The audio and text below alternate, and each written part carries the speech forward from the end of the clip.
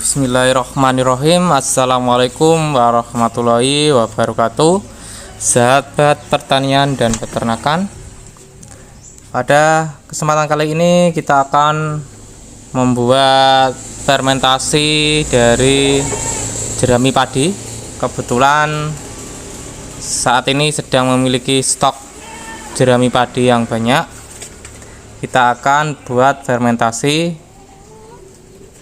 Untuk bahan-bahannya, yang pertama yaitu yang jelas ada E4 peternakan, kemudian molase atau tetes tebu. Teman-teman bisa menggantinya dengan gula pasir atau gula merah, dan tentunya air. Kemudian untuk pakan tambahannya di sini saya menggunakan konsentrat, bisa diganti juga dengan bekatul. Dan kemudian ada garam untuk penambah rasa nanti.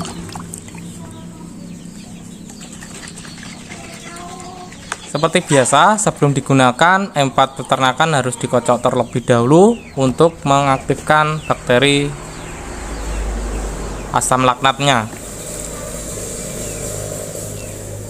Untuk dosis yang saya gunakan di sini, saya menggunakan 5 tutup untuk 1 ember. Nanti saya memerlukan 2 ember untuk fermentasi jerami padi.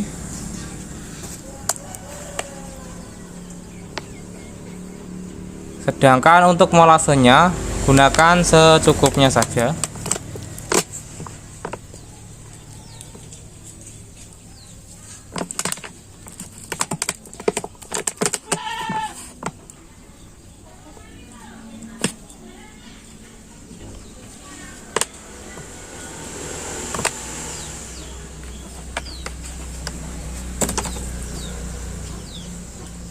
Kemudian kita aduk sampai merata.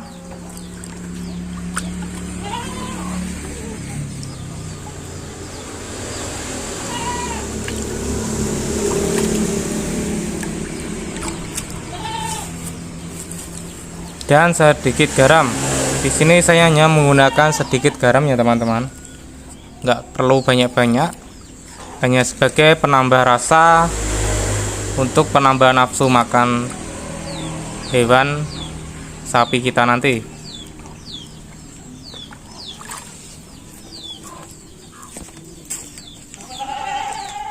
Larutan kita diamkan kurang lebih sekitar 5-10 menit.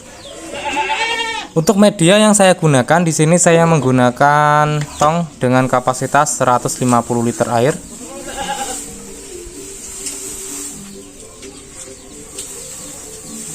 Dengan kapasitas tong 150 liter ini, saya memerlukan larutan molase atau larutan dari fermentasi tadi sebanyak 2 ember atau kurang lebih 10 liter air.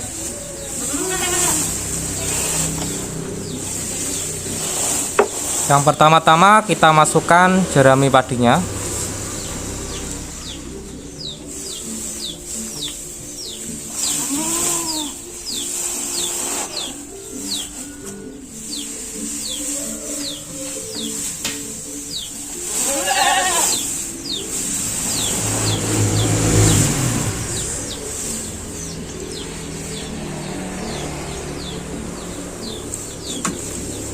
Jangan lupa harus kita padatkan ya teman-teman.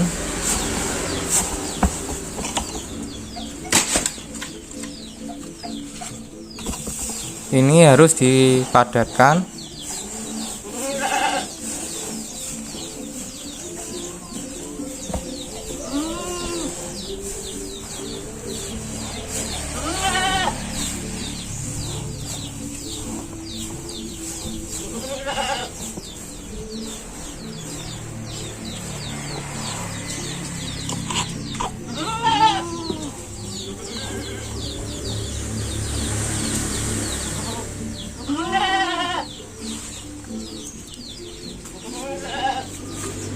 Kemudian kita siramkan larutan fermentasi yang kita buat tadi. Ini sudah didiamkan kurang lebih 10 menit ya teman-teman. Cukup disiramkan seperti ini saja, banyak 2 gayung. Nanti ini larutannya akan turun sendiri ya teman-teman. Seperti sifat air kan, dia akan mengalir ke tempat yang lebih rendah. Cukup disiramkan seperti itu saja, larutannya nanti akan turun sendiri.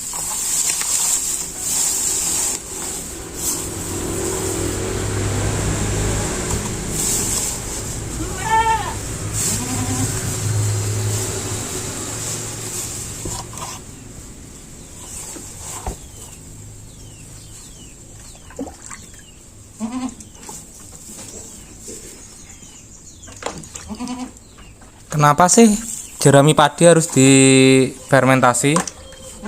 Terkadang ada orang yang bertanya seperti itu.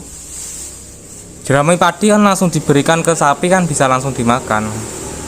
Tapi bagi saya ya teman-teman, kalau menurut saya itu kurang bagus jika jerami padi tanpa difermentasi terlebih dahulu langsung diberikan ke hewan ternak. Itu kalau saya pribadi itu kurang bagus ya teman-teman.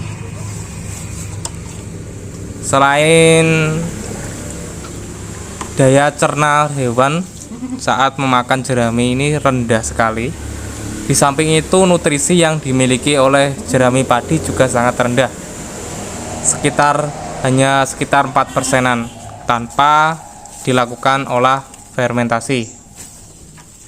Berbeda dengan halnya kita lakukan fermentasi, itu akan meningkatkan daya cerna atau TDN hewan terhadap jerami padi ini. Selain itu, nilai nutrisi atau PK atau protein kasarnya akan lebih meningkat lagi. Setelah difermentasi kurang lebih akan naik sekitar 6-7%.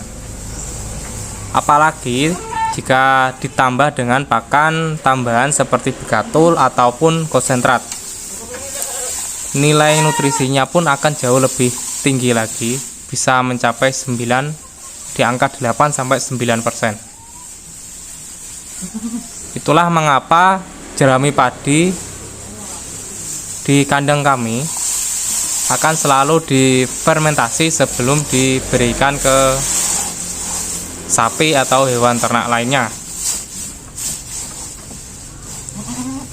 Sebenarnya kalau langsung diberikan saja itu ya dimakan sama sapi, tapi kadar protein atau nutrisinya itu loh sangat rendah.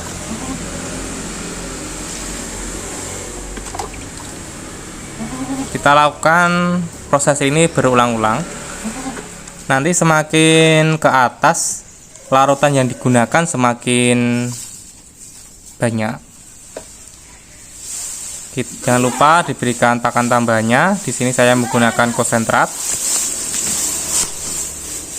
Tujuannya yaitu untuk menambah nutrisi dari jerami padi yang kita fermentasi ini.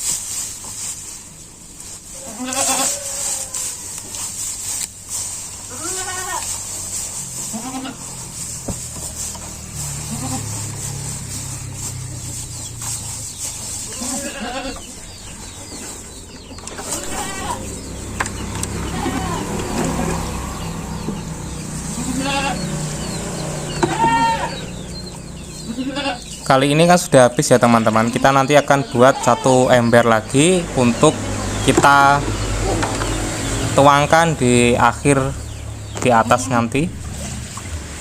Ini sudah larutan yang sudah kita buat. Semakin ke atas larutan yang kita berikan semakin banyak. Ini larutan probiotik ini akan turun dengan sendirinya.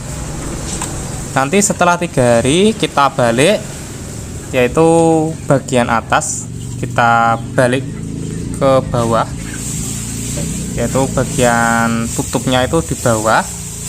Setelah 3 hari kita kembalikan lagi seperti itu agar larutannya itu merata, karena sifat air kan akan mengalir ke arah yang lebih rendah.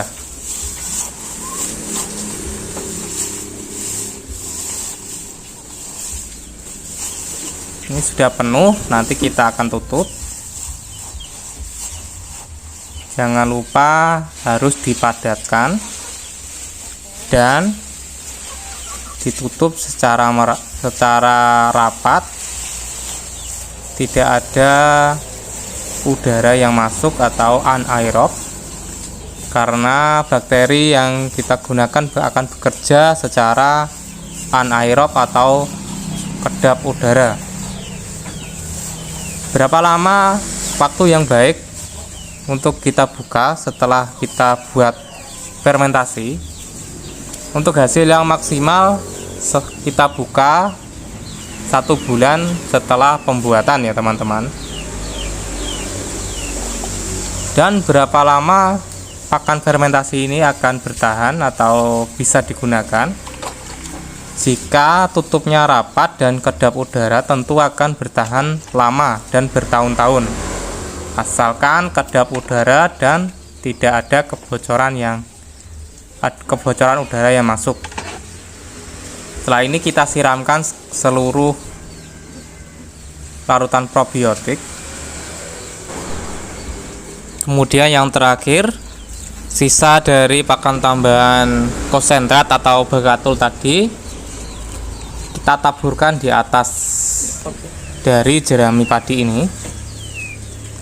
Tujuannya yaitu ini kan fermentasi nanti kan selama berlangsung akan mengalami penguapan ya teman-teman. Jika kita berikan bagatul atau konsentrat di atas seperti ini, nanti tujuannya yaitu hasil dari penguapan itu ketika jatuh itu akan mengendap di sini di bagatul ini. Dan sampai sini sudah selesai ya teman-teman proses pembuatan fermentasi kita kali ini. Dan cukup sekian, semoga bermanfaat. Assalamualaikum warahmatullahi wabarakatuh.